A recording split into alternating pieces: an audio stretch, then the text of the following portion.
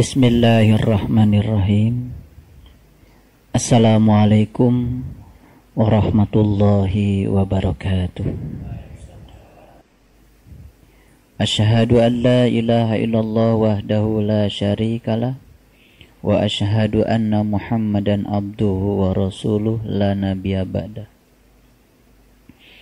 Allahumma salli ala Muhammad wa ala ali Muhammad kama shallaita ala Ibrahim wa barik ala Muhammad wa ala ali Muhammad kama barakta ala Ibrahim innaka Hamidum Majid. Subhanaka la ilma lana illa ma 'allamtana innaka antal alimul hakim. Subhanaka Allahumma Rabbana wa bihamdika asyhadu an la ilaha illa anta astaghfiruka wa atubu ilaih. Astaghfirullahaladzim. Astaghfirullahaladzim. Astaghfirullahaladzim. Allazi la ilaha illa huwal hayyul qayyum wa atubu ilaih min jami'il ma'asi wa dzunub. La haula wa la quwata illa billahil aliyyil azim. Di saat orang lain di belahan bumi sana sedang mengalami pertikaian, apa itu yang disebabkan oleh pertikaian politik maupun perang saudara, sehingga kesempatan untuk mengembangkan diri dan mengembangkan potensi diri kita yang Allah berikan kepada kita tidak dimiliki oleh mereka, dan kita pada saat yang sama sedang diberikan begitu luas waktu, kesempatan, dan keleluasaan yang diberikan Allah kepada kita. Kalau mereka berperang dengan situasi, kita lebih banyak berperang dengan diri sendiri.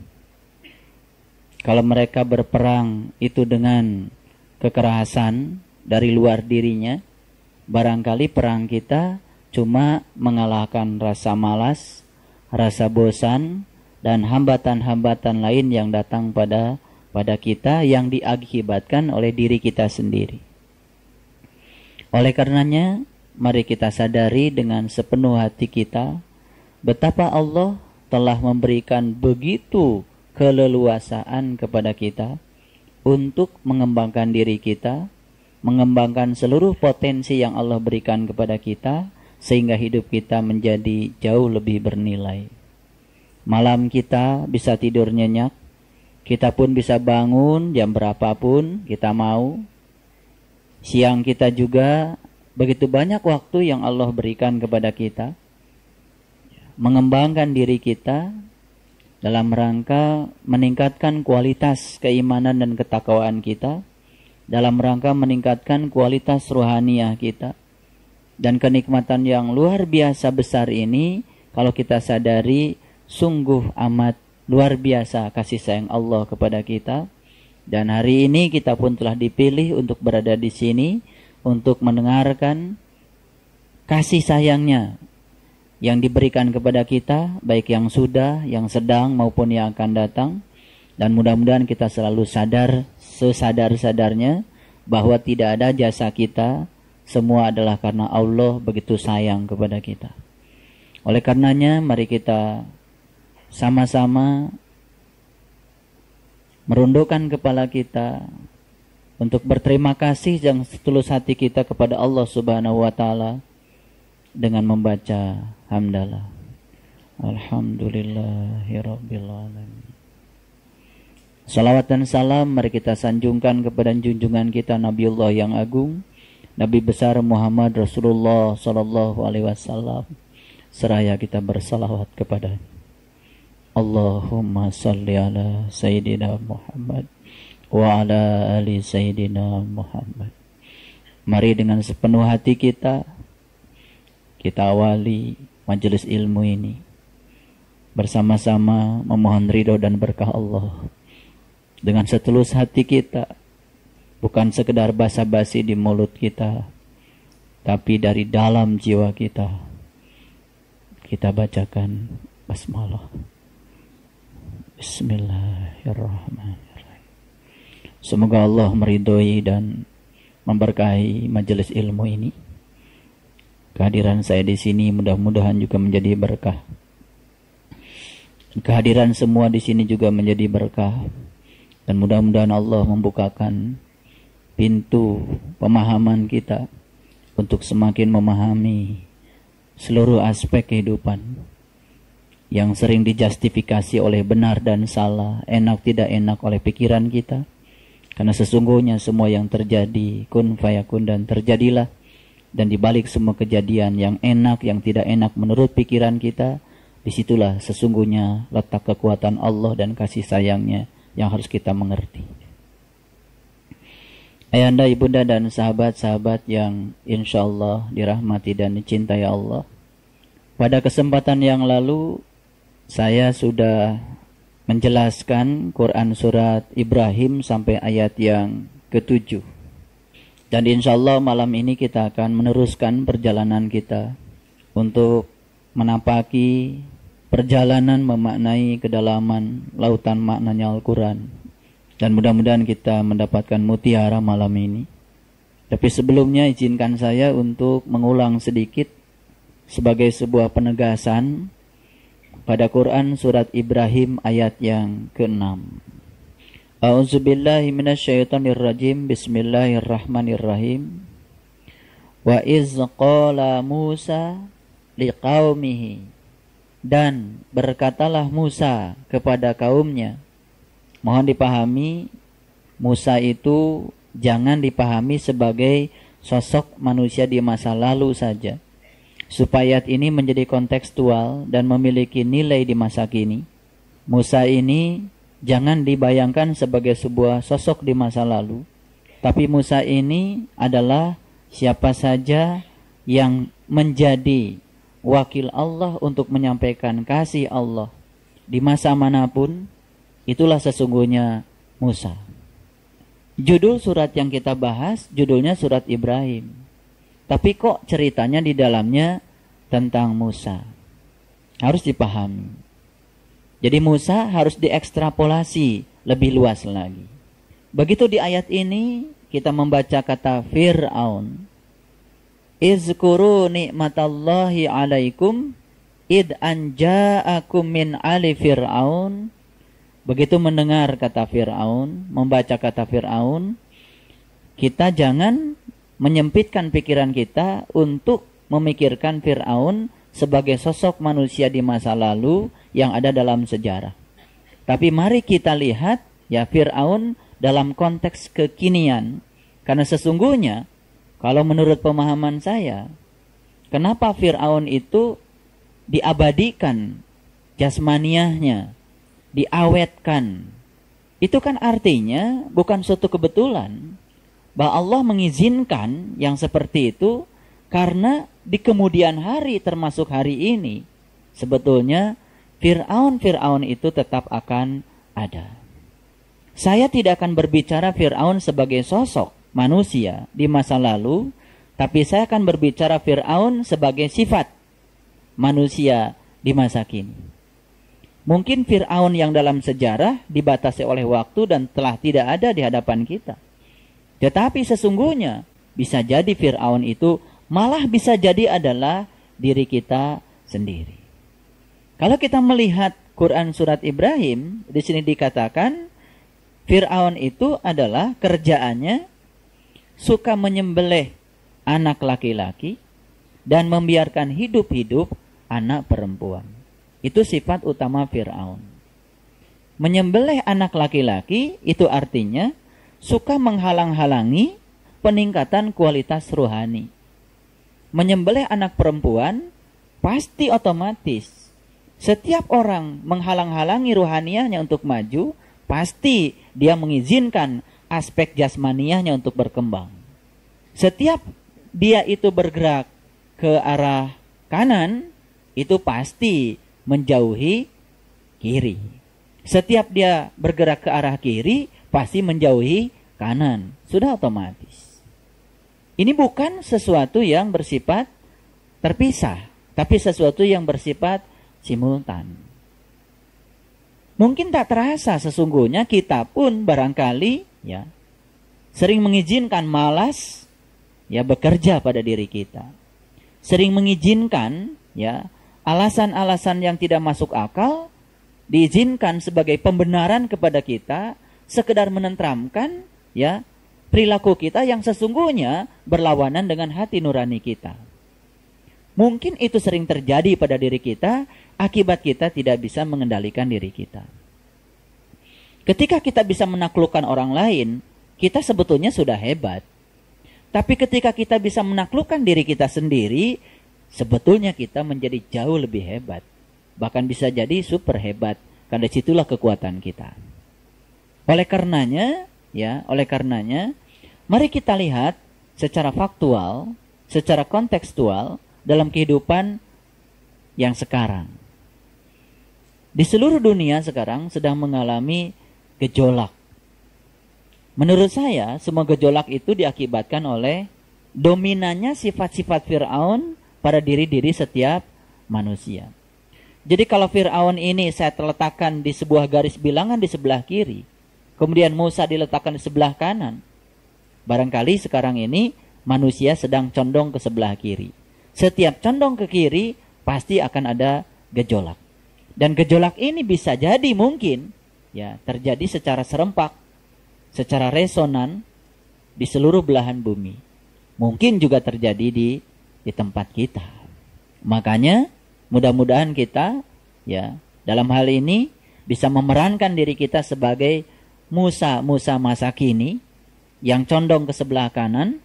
Dan jangan lupa Allah mengingatkan, kalau engkau mengejar aku, engkau pasti akan dapat dua.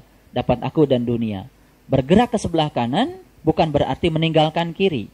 Tapi bergerak ke sebelah kanan justru ya kita menghidupi hidup ini ya dengan sebaik-baiknya dan memulai kehidupan itu semata-mata karena Allah.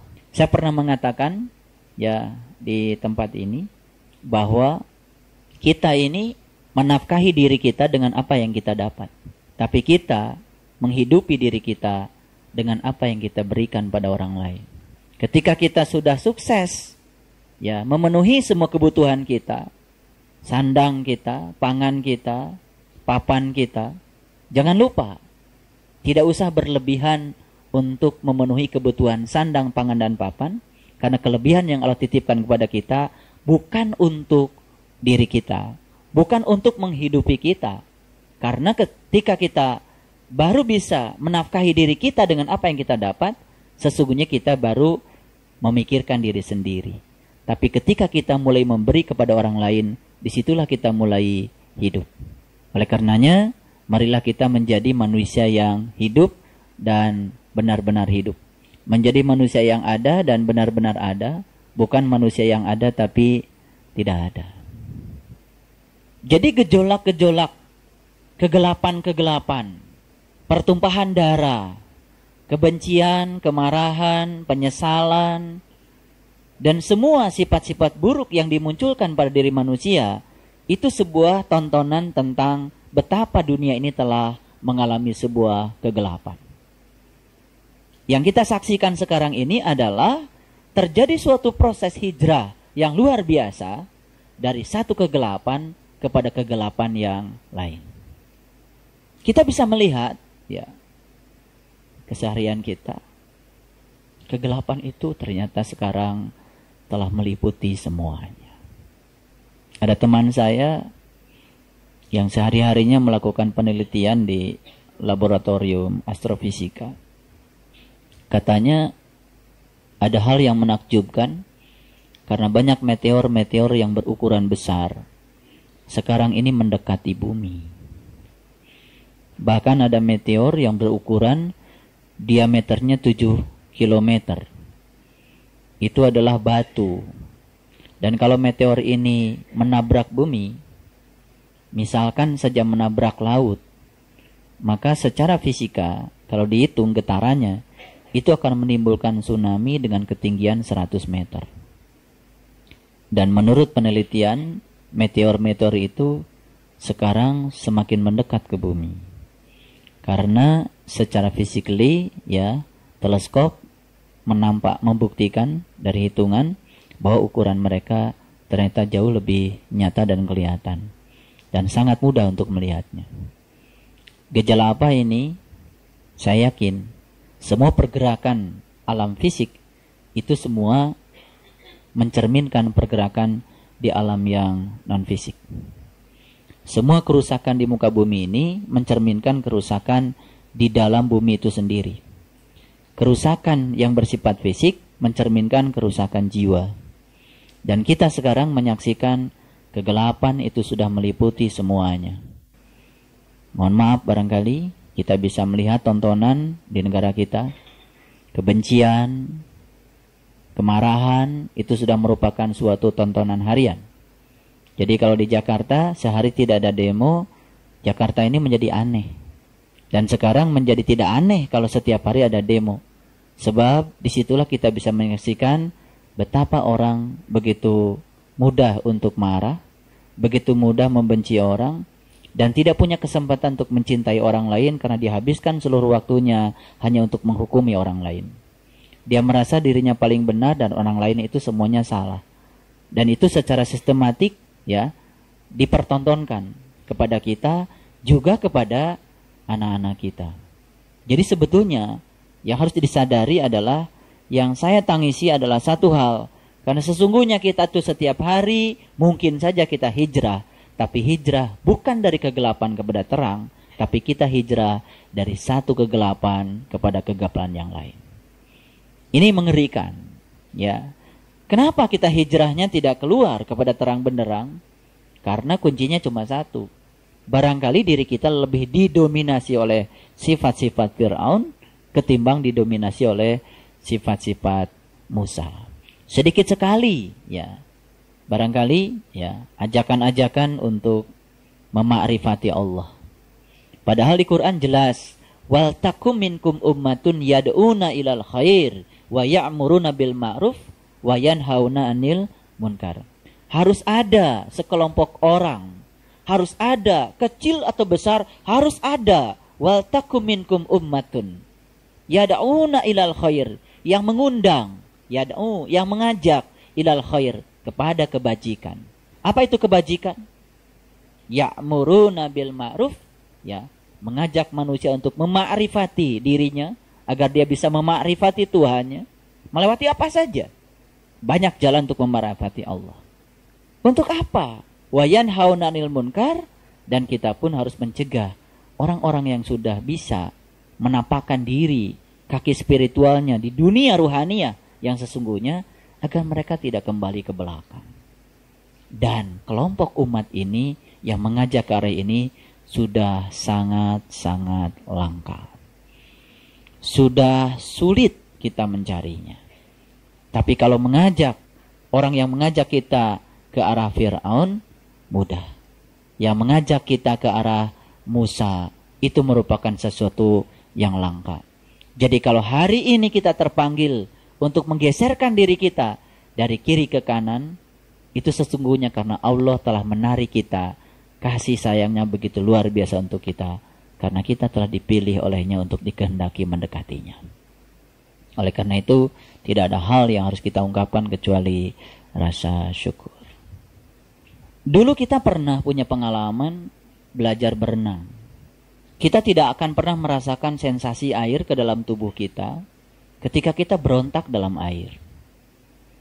Semakin berontak dalam air, maka air semakin menenggelamkan kita. Tapi begitu kita rileks, kemudian kita merasakan sensasi air pada tubuh kita, membiarkan tubuh kita menyatu dengan air, merasakan sensasinya, ternyata tubuh kita mulai mengambang. Dan tubuh kita mulai ringan, dan akhirnya mengapung dalam air. Makanya puncaknya mengapung dalam air ketika kita sudah benar-benar nol. Ketika kita sudah tidak lagi bernyawa. Makanya orang yang tenggelam, biasanya ketika orang tidak berenang tenggelam, pasti ke bawah dulu. Kalau sudah habis, baru ke atas. Jadi kita bisa menyaksikan sebetulnya ketika dia terapung, ya, gaya Archimedes bekerja total, itu ketika dia sudah betul-betul pasrah. Itulah sesungguhnya kehidupan. Kalau menurut saya, gambaran tentang pengalaman berenang itulah gambaran tentang kita dalam kehidupan. Semakin berontak dan melawan kehidupan, sesungguhnya kita akan semakin tenggelam dalam kehidupan. Tapi semakin kita rileks, ikhlas, menerima kehidupan apa adanya, dan merasakan sensasi kehidupan apapun di luar kita, dan kita tetap damai dan rileks, maka kita akan merasakan kita terapung dalam kehidupan ini. Semuanya menjadi sangat ringan dan ringan. Betul? Jadi marilah kita berenang dengan rileks saja. Ya, tidak usah berontak.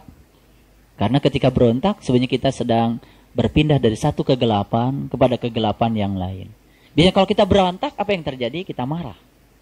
Ketika tidak yang menolong, kita teriak. Atau mungkin kita juga meneriaki orang. Sebetulnya kita sedang menggelapkan diri kita sendiri. Saya ingin berikan sebuah fakta yang luar biasa dalam Al-Quran. Kalau kita baca Quran surat Al-Baqarah, dimulai dengan Alif Lam Mim. Berikutnya cerita apa? Cerita Zalikal Kitab.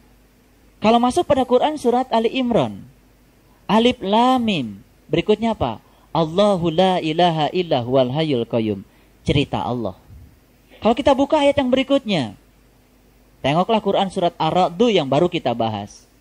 Alif Lam Mim Ra, tilka ayatul kitab. Quran surat Ibrahim, Alif Lam Ra. Di dalamnya apa? Kitabun, cerita kitab. Teruskan penelitian ini pada seluruh surat. Ternyata setiap lafaz muqatta'ah yang di awal surat, itu berikutnya selalu cerita, kalau gak cerita Allah, itu cerita kitab. Saya baru mengerti kenapa selama ini kita tidak dibolehkan membahas lafaz muqatta'ah yang di awal surat. Sebetulnya bukan lafaz itu yang tidak boleh dibahas. Karena sesungguhnya di balik lafaz itu cuma ada satu. Setiap kita menyelesaikan lafaz itu berikutnya kitab. Itu artinya apa? Ketika kita telah menemukan hakikat di balik lafaz itu, yaitu password untuk memasuki diri kita, maka kita akan menyaksikan kitab pada diri kita. Jadi sebetulnya Alif Lam Mim, Alif Lam Mim Ra, Alif Lam Ra, Kaf Ha Ya Ain Shad, Yasin pun. Coba, setelah Yasin apa berikutnya? Wal Qur'anil Hakim. Betul? Iya. Jadi sebetulnya semua lafaz muqatta'ah itu, kalau kita malas merinci satu-satu, rahasia di dalamnya cuma satu. Kunci pembuka mata kalbu. Makanya begitu kita menemukan kunci di balik itu, maka berikutnya pasti kita akan mengetahui kitab yang diturunkan kepadamu. Jadi, itulah. Nah, kenapa lafaz muqatta'ah tidak boleh dibahas? Yang tidak boleh dibahas itu bukan lafaznya.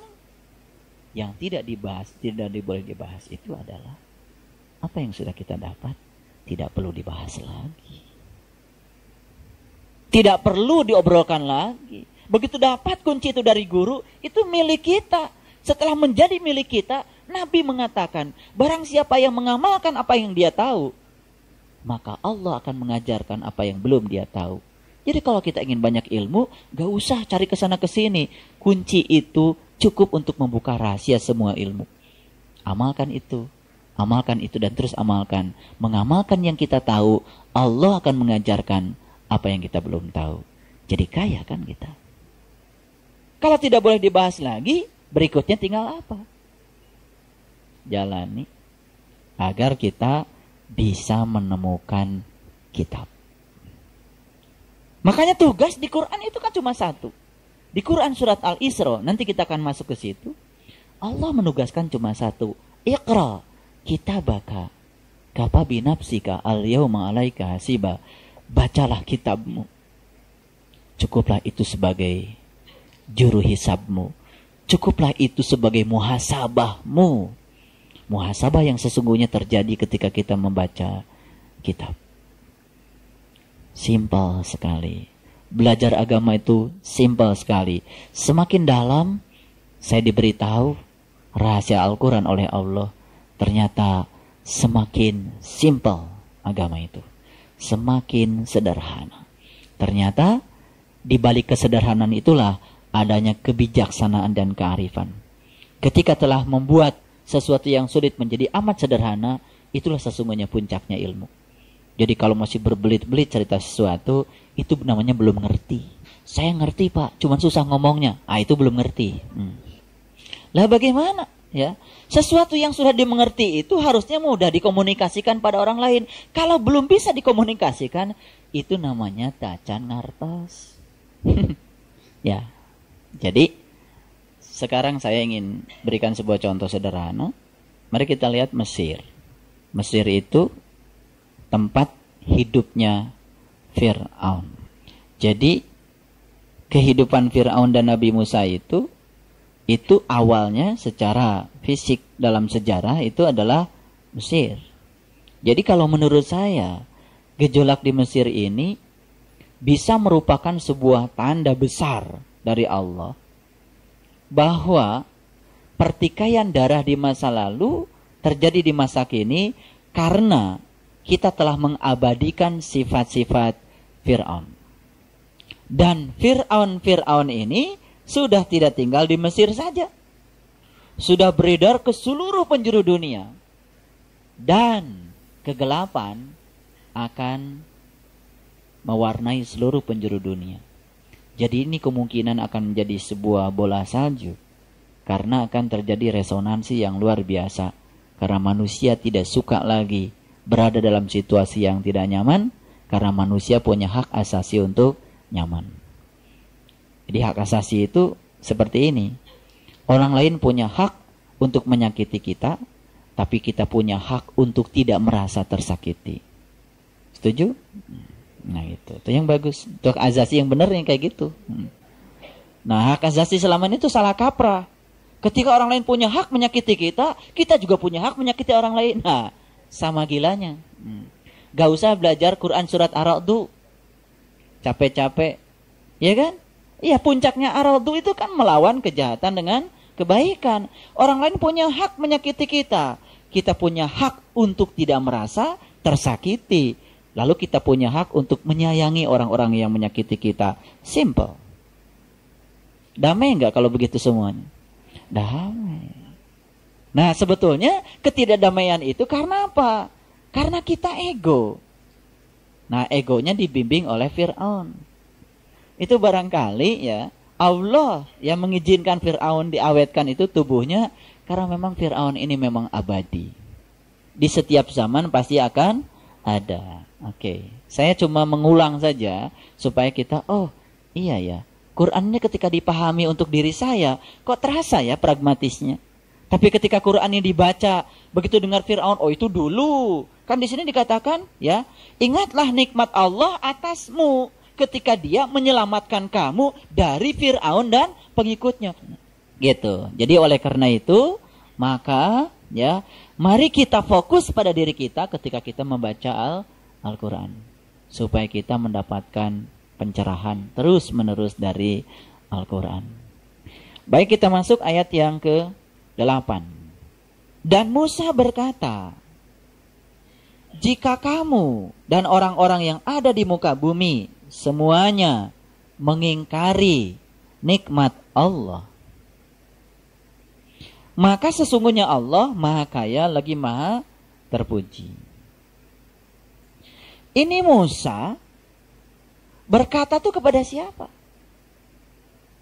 Kepada kamu. Siapa kamu di situ? Tentu saja orang-orang yang pernah ikrar untuk berguru kepada Musa. Betul? Yang di luar itu tidak masuk dalam ayat ini. Karena di sini yang dibicarakan itu, jika kamu dan orang-orang yang di muka bumi semuanya mengingkari nikmat Allah. Ini yang dibicarakan ini adalah orang-orang yang mengingkari nikmat Allah. Siapa yang mengingkari nikmat Allah? Yang sudah dapat nikmat atau yang belum? Yang sudah dong. Berarti ayat ini cerita untuk yang sudah dapat nikmat. Tapi kemudian dia mengingkarinya. Apa sih nikmat Allah yang paling besar? Allah katakan di Quran, wa'tasimu bihablillahi jami'a wala tafarraqu wazkuru ni'matallahi 'alaikum idz kuntum a'daan fa'alafa baina qulubikum fa asbahtum bi ni'matihi ihwana. Nikmat Allah yang paling besar itu ketika Allah menyelamatkan kalbu kita dari gelap gulita kepada terang benderang, ketika Allah mengulurkan tali kepada kita, habl. Apa itu tali Allah untuk kita? Tali Allah itu kata Imam Al-Ghazali adalah ma'rifatullah. Jadi orang-orang yang telah Allah mengulurkan tali kepadanya, lalu dia menariknya dengan kuat, kemudian mengikuti kemana arah tali itu bergerak, dia akan terus berada dalam ikatannya Allah. Tapi orang-orang yang saat itu ragu dan melepaskan tali yang Allah ulurkan kepadanya, itulah sesungguhnya orang-orang yang mengingkari nikmat.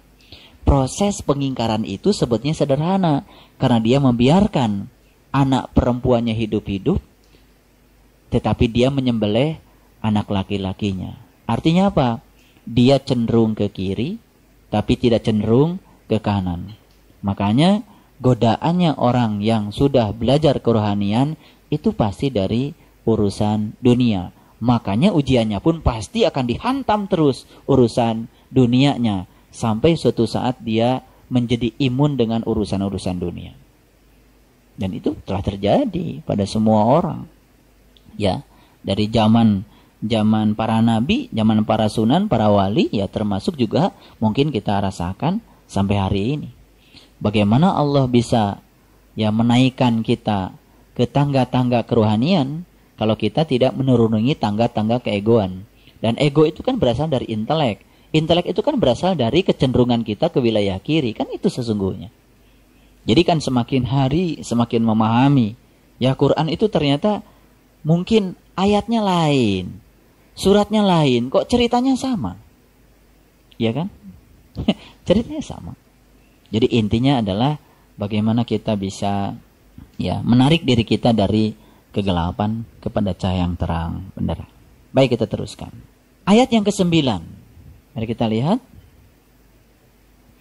Belumkah sampai kepadamu berita orang-orang sebelum kamu, yaitu kaum Nuh, kaum Ad, kaum Samud, dan orang-orang sesudah mereka. Ini kan cerita tentang kaum Nuh, itu yang ditenggelamkan. Kaum Ad, kaum Samud, itu dibahas secara detail di Quran surat Al-Kahfi. Sebetulnya kaum Nuh, kaum Ad, kaum Samud, itu adalah orang-orang yang dulunya itu sudah diberi nikmat tapi mengingkari. Tidak ada yang mengetahui mereka selain Allah.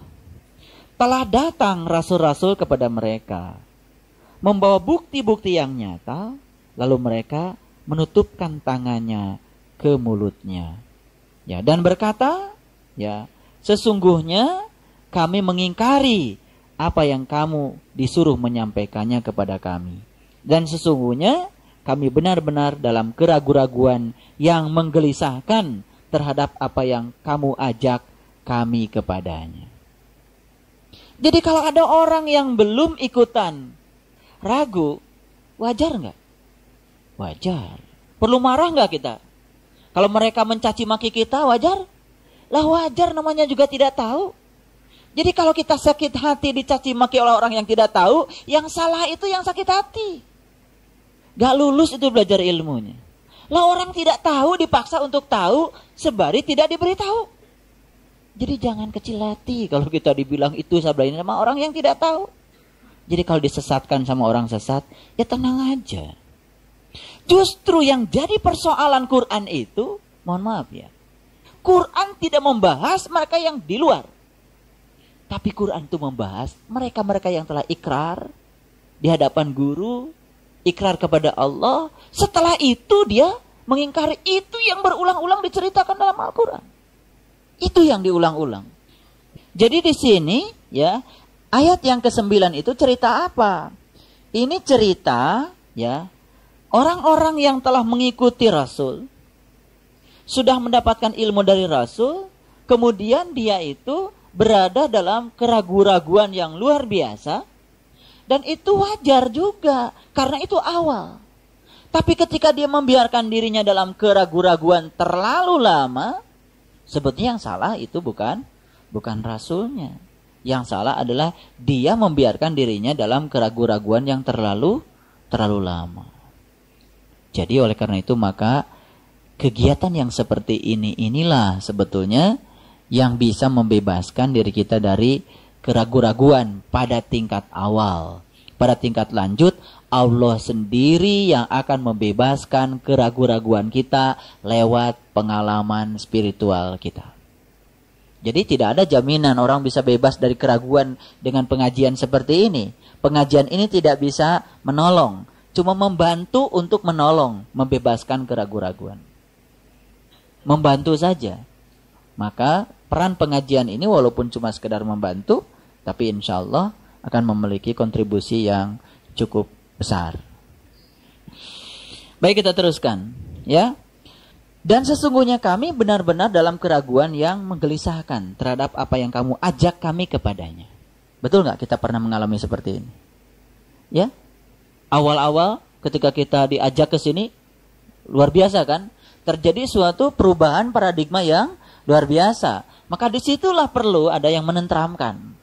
Walaupun tidak ada jaminan, tapi setidak-tidaknya akan membantu seseorang untuk mencapai kedewasaan spiritualnya. Dan untuk mendorong seseorang sampai ke tingkat itu tuh memang perlu rutinitas, pengorbanan jelas, ya kan? Ya, itu komitmen. Itu komitmen.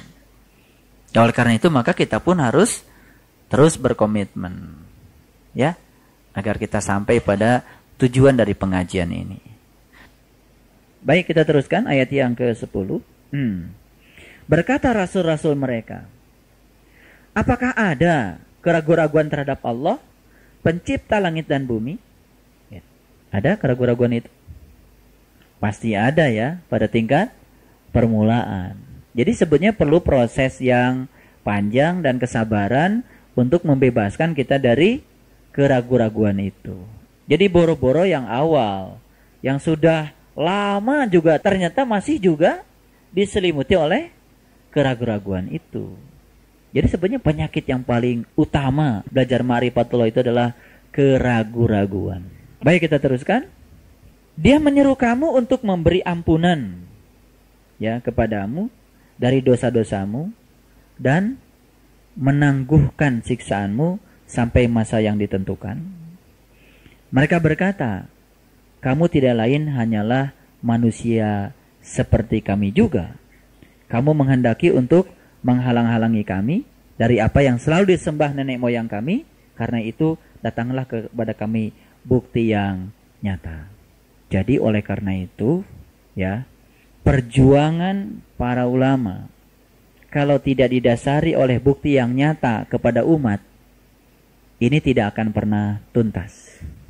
Nah, sebetulnya ya kalau kita mau jujur membaca sejarah, para nabi, para rasul itu yang pertama diajarkan itu adalah hal yang nyata. Pengalaman spiritual dulu yang diajarkan. Jadi syahadat itu bukan teori dulu, bukan ucapan dulu, tapi pengalaman dulu. Makanya ya ketika memasuki ya area ini, maka di sini kan semuanya dibalik. Ya, di sini semuanya dibalik. Kita diajarkan untuk mengalami yang nyata dulu. Penjelasan-penjelasan itu belakangan.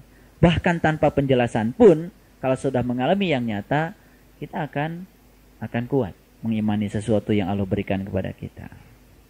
Nah, harusnya ya semua kita ini umat Islam untuk kembali kepada Al-Quran, melihat bagaimana sistematika Al-Quran mengajarkan keyakinan kepada umat. Ternyata Quran tuh mengajarkan yang nyata dulu. Jadi penjelasan dan teori itu belakangan. Tapi kebanyakan ya proses pendidikan agama di kita, pembelajaran agama itu lebih banyak pada aspek-aspek penjelasan dan teori. Dan sedikit sekali pengalaman yang nyata itu diberikan. Jadi kita bersyukur ya, karena kita ini kan belajarnya tidak pedagogik tapi andragogik. Jadi kalau kita itu, kalau orang kebanyakan belajar renang itu dari kelas dulu, kalau kita langsung disuruh tenggelam dulu. Gitu. Nah, dari situlah kita perlahan-lahan ditolong sedikit-sedikit kan. Lalu mungkin sekarang ada yang baru bisa ngapung dikit, ada yang udah ngapung beneran gitu kan. Nah, itu masing-masing di antara kita berbeda satu dengan yang lain tergantung relaksasinya. Ya, kalau kita bisa rileks, ya kita bisa ikhlas, bisa tulus, bisa lentur, insya Allah. Makanya yang lentur itu kan biasanya mengalir ya. Yang lentur itu mengalir. Coba perhatikan di selokan. Kalau airnya sudah habis, sisanya apa? Sampah. Apalagi kayu, ada karung, itu kan? Ada baju bekas, ada plastik, betul nggak? Nah, kenapa mereka itu tersangkut? Nggak lentur. Coba air, dek, ngalir sini, dek, ngalir sini, dek, ngalir sini, ngalir aja terus. Banyak rintangan karena dia lentur, gitu. Makanya orang yang kaku, ya, dalam belajar agama, nggak lentur, biasanya nyangkut. Ini maksud saya, nyangkut. Mati kan tidak ditanya, tidak ada ujian ketika mati. Mohon maaf kata malaikat, sampean tuh pakar apa? Gak penting ugi malaikat. Pertanyaan mati cuma satu, man robuka. Mau belajar fikih, belajar apa, ujungnya itu harus sampai pada Allah. Nah, ada yang nyangkut di ikro. Pokoknya udah bisa an, in, un, ban, bin, bun, selesai gitu. Ya satu huruf saja kebaikannya banyak kan begitu. Cari-cari alasan. Betul? Nyangkut situ. Nah, sekarang udah mulai lentur sedikit, ngalir. Mulai kita bisa menjadikan setiap orang guru kita kan? Orang yang baik guru kita, orang yang buruk juga guru kita. Mulai lentur. Ya, peristiwa yang menyenangkan guru kita, peristiwa yang menyakitkan guru kita. Mulai lentur. Dulu kita pengennya yang senang terus, begitu ada yang sakit menolak, gak lentur. Nah, jadi sebetulnya pengajian yang kita bina ini sebetulnya tujuan utamanya itu membuat kita menjadi lentur. Iya. Dulu gampang sekali kan kita menghukumi orang lain. Sekarang sudah mulai lentur. Yalah, gak usah ngurusi orang. Urusi aja diri kita. Udah mulai lentur. Ya kan? Nah, semakin lentur kita semakin mengalir. Makanya kalau lentur itu tidak akan tersangkut. Ya. Jadi kalau ada kayu tersangkut, kayu kaku, ya kan? Coba, mohon maaf, ngajak orang yang kaku dalam beragama untuk belajar ilmu ini. Berat katanya tuh kan, berat. Udah pidato banyak-banyak gitu, kamu ikut juga. Kesel lagi kita. Kalau masih ada kesel pidato itu juga kita belum lentur. Jadi kita masih ada dalam kegelapan. Kalau sudah ceramah, wa ma alaina illal balagul mubin. Kita sudah menyampaikannya, sudah, nggak usah dipikirkan. Lentur saja. Ya.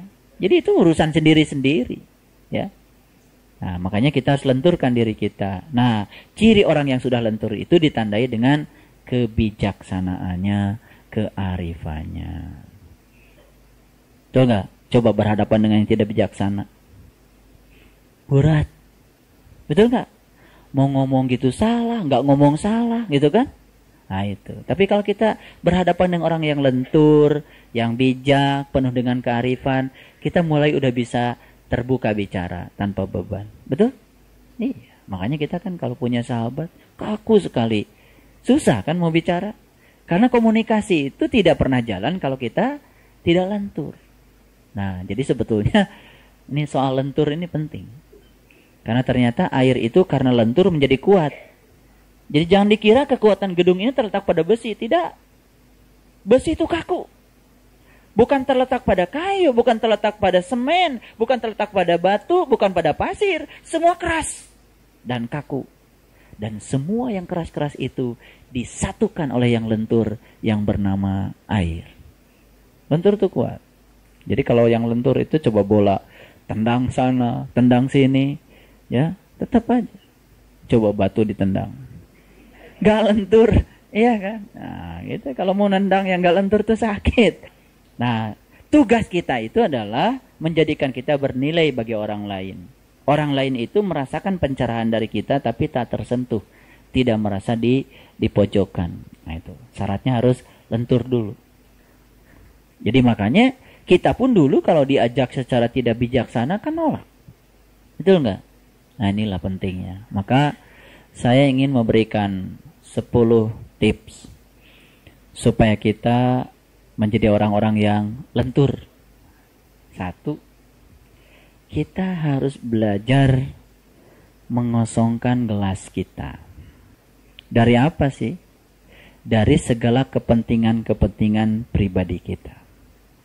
Jadi gelas kita harus kosong. Biarkan yang mengisi gelas kita adalah Allah saja. Sebetulnya ketika kita mencoba memasukkan kepentingan-kepentingan kita di dalam gelas kita jadi keruh. Makanya kita harus selalu kosong dari segala perkara-perkara selain Allah. Makanya ketika kita kosongkan dari segala kepentingan-kepentingan duniawi kita semata-mata karena Allah, di situ kita akan menjadi sangat amat lentur. Mohon maaf ya, rasakan dan nyatakan pengalaman ini dalam pengalaman hidup kita. Yang membuat semua menjadi kaku karena ada pengalaman dan gelas kita menjadi penuh dengan muatan-muatan dari diri kita. Sekarang kosongkan semuanya, biarkan Allah saja. Allah saja. Yang kedua, supaya kita lentur, jangan pernah manja pada selain Allah. Ngerti maksudnya? Iya. Kalau mau curhat, curhat sama Allah sajalah. Jangan curhat pada yang lain-lain. Jadi kaku. Ngerti maksud saya? Jadi kalau kita mau manja, manja saja sama Allah. Jangan manja sama yang lain-lain lah. Manja sama atasan kita. Mohon maaf, manja sama pasangan kita. Manja pada kekuatan-kekuatan di luar Allah. Itu akan membuat kita menjadi kaku. Maka kita harus lenturkan kita dengan cara apa? Dengan cara yang kedua, yaitu kita hanya boleh manja kepada Allah saja. Caranya kirim-kirim Al-Fatihah, ya, sholat syukrul wudu, tobat, hajat, kirim Al-Fatihah pada Rasul, guru, ibu bapak kita, saudara-saudara sudah lakukan 17 kali. Sudah lentur, sudah nggak usah dikatakan. Allah udah bilang di Quran, apa yang kau katakan, yang kau sembunyikan, aku tahu. Lillahi ma fis samawati wa ma fil ar wa in tubdu ma fi anfusikum aw tukhfuhu yuhasibkum bihillah. Sudah cukup gitu. Pokoknya jalani yang tulus, yang ikhlas, gosongkan gelas kita akan diisi sepenuhnya oleh Allah. Begitu diisi sepenuhnya oleh Allah, perasaan yang paling dahsyat yang kita rasakan apa? Kita merasa cukup dengan Dia saja. Yang lain tidak mengganggu kita. Tubuh kita boleh bergerak kemana-mana, tapi jiwa kita tetap hukuk bersama dengan Allah di padang Arafah yang sesungguhnya. Tetap diam bersama Dia. Sudah. Itu cara manja pada Allah, ya begitu ya. Jangan seperti manja pada manusia, banyak basa-basinya. Udah ngomong banyak gak dikasih lagi. Kalau sama Allah udahlah gitu. Ya Allah. Terus terang aja, makin kesini kita makin belajar ilmu ini ya, kita tuh makin gak berani rasanya minta sama Allah. Karena apa? Lah belum diminta saja Allah sudah tahu kebutuhan kita. Kebutuhan kamu ini tahu Allah. Subhanallah. Sudah tugas kita melayani Dia saja. Maka Dia akan melayani kita. Awalilah hidup kita dengan bersuci. Sucikan pikiran kita. Sucikan batin kita. Sucikan mata kita, telinga kita, harta kita. Sucikanlah semua. Kalau kau sungguh-sungguh ingin bersuci. Setelah itu apa? Bismillahirrahmanirrahim. Ketemukanlah dulu ba di dalam dirimu yang bernama Baitullah. Kalau kau nggak tahu, tanya sin agar engkau ketemu dengan mim, maka engkau akan makrifat kepada Allah Ar-Rahman Ar-Rahim. Bismillahirrahmanirrahim itu adalah metode untuk kita masuk ke dalam diri kita. Lalu kalau sudah tahu, masuklah ke dalam. katakan padanya, ihdinas syiratal mustaqim. Tunjuki aku ke jalan yang lurus. Jalannya orang-orang yang telah engkau beri nikmat. Jalannya para nabi, para siddiqin, para syuhada, dan orang-orang yang soleh. Jangan kau biarkan aku menjadi orang yang kau murkai. Dan jangan pula engkau biarkan aku menjadi orang yang tidak tahu jalan pulang kepadamu. Sampailah kepada tujuan. Begitu sampai kepada tujuan, sudah menyaksikan tajallinya bersama Allah, baru di situ katakan, iyyaka na'budu wa iyyaka nasta'in. Saya ingin katakan sekali lagi, rasakan kalimat itu. Jangan seperti dulu. Iyyaka na'budu wa iyyaka nasta'in.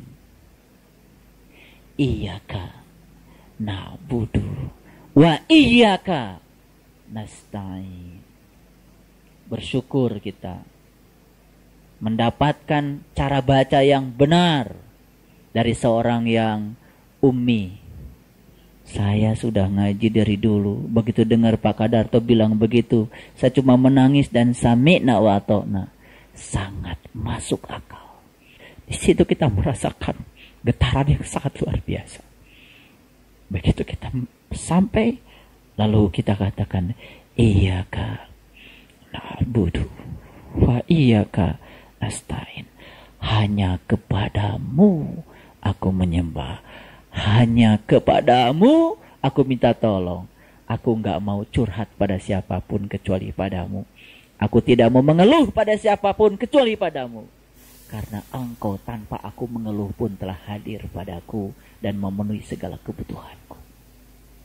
Tanpa kita mengeluh. Setelah itu, Maliki Yaumiddin. Karena engkaulah yang menguasai segalanya. Bumi dan langit kepunyaanmu, diriku kepunyaanmu. Aku tak memiliki apa-apa. Karena apa yang kau titipkan padaku hanya hak guna pakai saja sepanjang aku diizinkan olehmu. Begitu kita lepaskan semuanya, tidak ada kekhawatiran, takut, kehilangan apapun. Tidak ada. Tapi begitu kita tidak khawatir, takut, kehilangan apapun, maka kita tidak akan kehilangan apapun. Karena kehilangan apapun berasal dari kekhawatiran, kehilangan apapun. Itu pikiran kita yang mengundangnya. Setelah itu kemudian Ar-Rahman, Ar-Rahim. Terima kasih Tuhan. Aku yakin semua yang terjadi dalam hidupku adalah bagian dari kasih sayangmu. Kita tidak pernah melihat bencana. Kita tidak pernah melihat ujian. Itu bahasa-bahasa yang berbeda-beda. Yang kita lihat di semesta ini cuma satu. Ar-Rahman, Ar-Rahim. Ketika usaha kita gagal, yang kita lihat Ar-Rahman, Ar-Rahim. Ketika kita sakit, yang kita lihat Ar-Rahman, Ar-Rahim. Ketika banyak peristiwa yang menghantam kita, yang kita lihat cuma satu. Ar-Rahman, Ar-Rahim. Maka Allah katakan, walillahil masyriqi wal maghrib, fa aina ma tuwallu fasama wajhullah. Orang yang telah menjadi ulul albab, kemanapun dia memalingkan wajahnya, di situ dia cuma mendapati Allah Ar-Rahman, Ar-Rahim. Allah Ar-Rahman, Ar-Rahim. Subhanallah. Setelah sampai di fase Ar-Rahman, Ar-Rahim, masuk pada fase yang lebih tinggi lagi. Alhamdulillahi Rabbil Alamin. Segala puji hanya milikmu. Engkau adalah Rabb, keberadaan di balik semua semesta ini. Apapun yang terjadi, karena keberadaanmu yang meliputi semesta ini. Makanya Quran mengatakan, wa akhiru da'wahum anil hamdulillahi rabbil alamin. Maka akhirilah ajakanmu dengan alhamdulillahi rabbil alamin. Jadi mulai sekarang ikuti perintah Nabi. Ucapkan alhamdulillah dan bersabar, dan ucapkan alhamdulillah dan bersyukur. Itu kata Nabi. Ketika engkau mendapatkan yang tidak engkau inginkan, tetap harus mengucapkan alhamdulillah dan bersabar.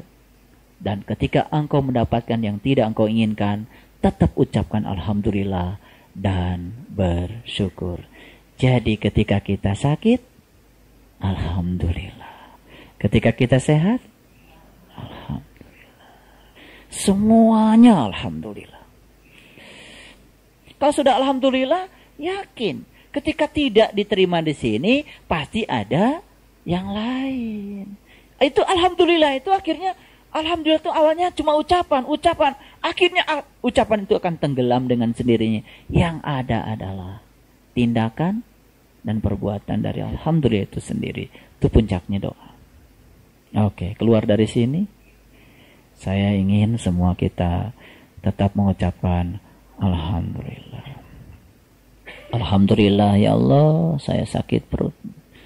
Betapa nikmatnya sehat perut, tapi selama ini saya sia-siakan. Ya alhamdulillah, nih ada tikus. Saya jadi bangun.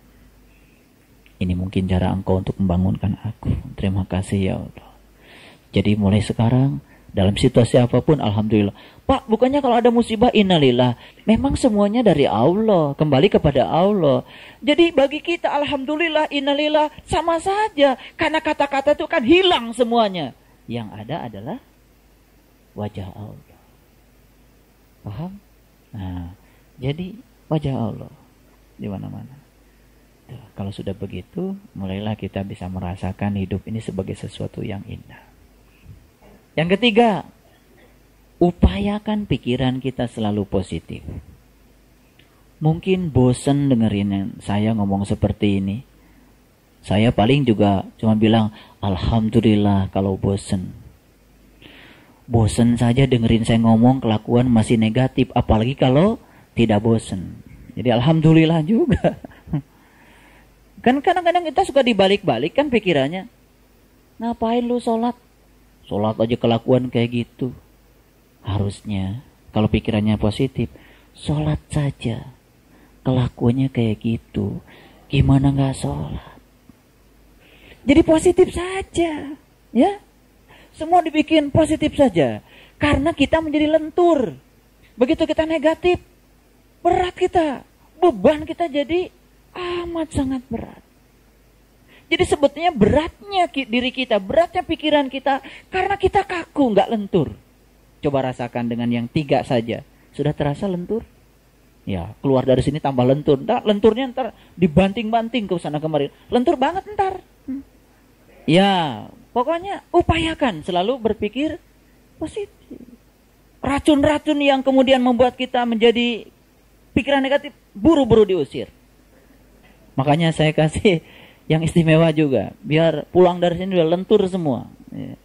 Jadi kita harus bisa senyum dalam segala situasi. Ya nggak usah nyusah-nyusahin diri sendiri. Yang keempat, kalau tadi pikiran. Yang keempat, selalu upayakan bicara hal-hal yang positif. Kalau kita membiarkan kita berbicara hal-hal yang negatif, sebetulnya itu adalah awal di mana kita akan terjebak pada kekakuan. Nyangkut kita di situ. Spiritual kita akan nyangkut. Jadi bukan hanya pikiran yang harus dipositifkan, tapi juga kita berupaya berkata, karena tidak tertahan biasanya. Apa saja yang ingin dikomentari. Ya kan? Iya, pokoknya gini, ambil yang paling minimal. Kalau kita tidak bisa berbuat baik kepada orang lain, jangan mencelaknya. Gitu aja. Jadi kalau kita nggak bisa nyumbang, ya udah jangan berkomentar. Gitu. Itu sudah yang paling maksimal itu. Jadi kalau kita tidak bisa membantu orang lain, ya sudah jangan mengejeknya. Gitu. Pokoknya kadang-kadang kita tidak terasa. Ini kebiasaan loh. Kalau tidak dikendalikan, keinginan untuk berkomentar ini biasanya suka muncul. Tiba-tiba. Apa saja dikomentari. Ingatlah pokoknya itu. Jangan komentar. Upayakan berbicara yang positif. Terlalu banyak sebetulnya di luar kita itu. Tapi saya itu kadang-kadang begini berpikirnya. Jadi begitu banyak kata-kata yang kotor di luar diri kita, itu sebetulnya bagi kita itu adalah kesempatan untuk membuat kita tidak teracuni dan semakin kita bersih. Bagaimana kita tidak terpancing? Latihannya itu justru ketika kita bergaul dengan orang yang kata-katanya baik-baik terus, ya sebenarnya nggak ada ujian. Tapi ketika kita bergaul dengan orang-orang yang kotor, kemudian kita tetap berkata baik, di situ terasa. Gitu. Jadi kita juga tidak usah komentar. Begitu, ini ngomongnya kok nggak enak banget. Udah nggak apa-apa. Ya. Orang lain punya hak untuk berbicara tidak enak kepada kita. Dan kita punya hak untuk tidak merasa tidak enak. Jadi merasa enak saja. Ya kan? Pusing-pusing sampai nggak bisa makan gara-gara orang lain ngomong. Nanti aja kalau ada yang makanan enak, makan aja biasa. Kurus gitu gara-gara orang lain ngomong nggak karuan. Ya salah sendiri. Ya kalau udah kena penyakit mah kan mati sendiri, nggak ikut orang yang ngomongin ikut mati. Yang ke-5. Ini ingat untuk membuat kita lentur. Yang ke-5, kalau tadi pikiran, yang ke-3, yang ke-4, yang ke-5 kata-kata. Jadi jangan biarkan mulut kita berkata hal-hal yang negatif. Dan yang ke-6, selalu memvisualisasikan pikiran kita pada hal-hal yang positif. Ini kata kuncinya adalah visualisasi. Tahu visualisasi? Visual itu apa? Gambaran, ciptaan, mencipta, menggambar hal-hal yang positif-positif saja. Ini maksud saya, menggambarkan hal yang positif. Ya, jangan menggambarkan macet, jangan menggambarkan susah parkir. Pokoknya gambarkan, visualisasikan, saya pasti gitu. Karena visualisasi itu penting. Ketika orang itu dari awal sudah visualisasinya negatif, kaku dia. Segala nggak jadi biasanya. Dan untuk menjadikan kita mengalir, dan lentur, itu kuncinya satu. Visualisasikan sesuatu yang positif. Baik. Yang ke-6. Belajar memanfaatkan setiap kesempatan untuk peningkatan kualitas diri. Ngerti maksudnya? Kalau kita ngaji, meningkat kualitas diri kita, itu standar. Biasa. Tapi ketika kita mendapatkan yang tidak enak, lalu kita bisa gunakan hal yang tidak enak itu sebagai kesempatan untuk meningkatkan kualitas diri, itu sudah mulai agak luar biasa.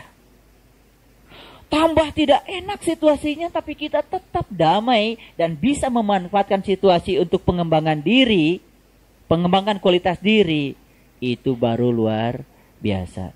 Jadi kalau habis ngaji pada baik-baik, itu standar. Tapi habis dihajar orang, habis difitnahin orang, dia bisa menjadikan fitnah dan hajaran orang itu sebagai tangga untuk membuat dia naik. Ini luar biasa. Jadi kesimpulannya apa? Kesempatan itu datang setiap saat. Sesungguhnya bagi kita setiap saat itu adalah sekolah kita. Setiap jam adalah jam pelajaran kita. Setiap orang adalah guru kita. Yang baik adalah guru kita. Yang tidak baik pun sebetulnya adalah guru kita.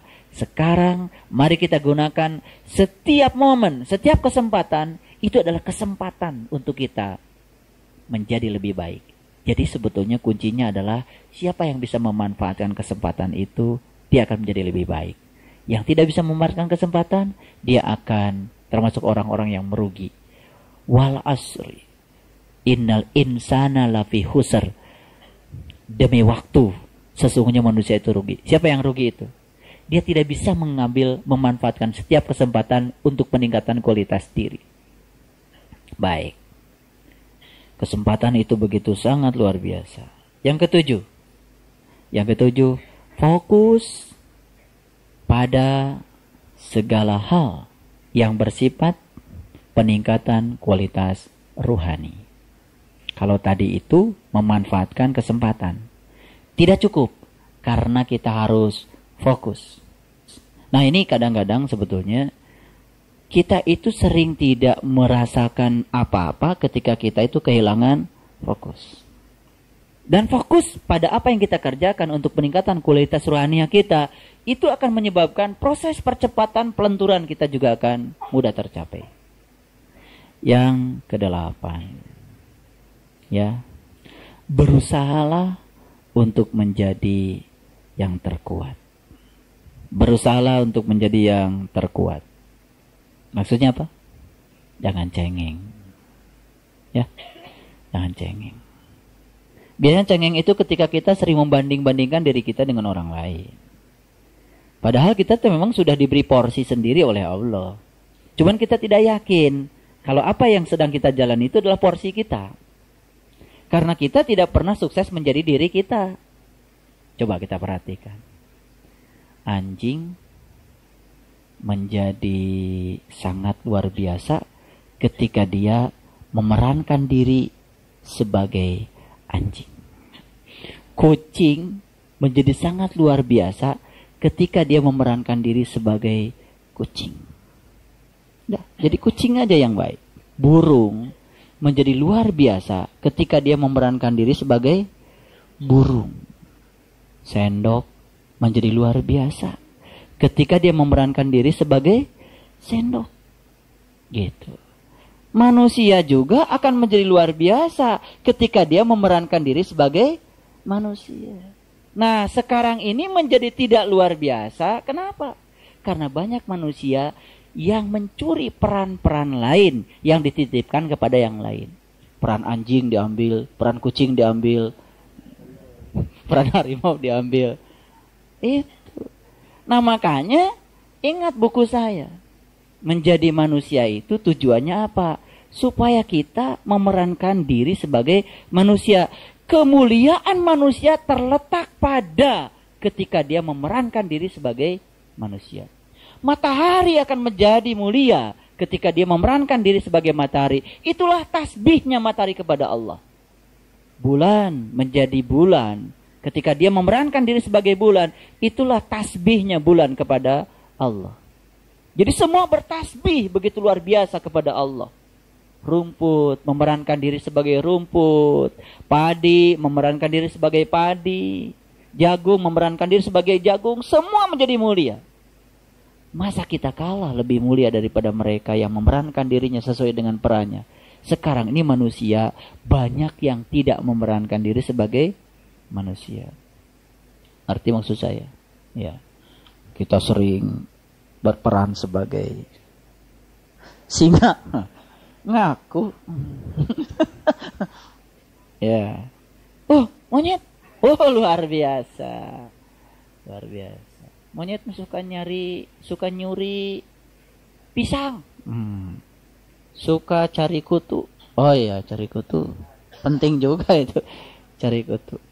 Baik, yang ke-9, kesombongan adalah awal kehancuran. Orang yang ingin dipuji-puji, ingin disanjung-sanjung, lentur atau kaku. Kalau bergaul dengan orang yang seperti itu rasanya berat gitu. Mau muji berat, nggak dipuji dia yang berat. Itu kan? Mau nyanjung, ya nggak ada yang perlu disanjung sih sama dia. Itu kan? Biasa-biasa aja. Tapi nggak disanjung, kasihan dia, gitu kan? Gitu. Berat gitu. Nah makanya sesungguhnya ya ketika seseorang itu ya masih ya sering menyombongkan kesombongannya atau menyombongkan ketidaksombongannya, itu juga suatu kesombongan. Ketika dia masih didominasi oleh itu, dia menjadi hancur karena kaku. Yang kaku betul nggak mudah hancur. Kenapa gelas mudah pecah? Karena kaku. Baik, ini tidak asing lagi yang ke-10 itu. Jadikanlah hari-hari kita selalu penuh dengan rasa syukur. Assalamualaikum warahmatullahi wabarakatuh.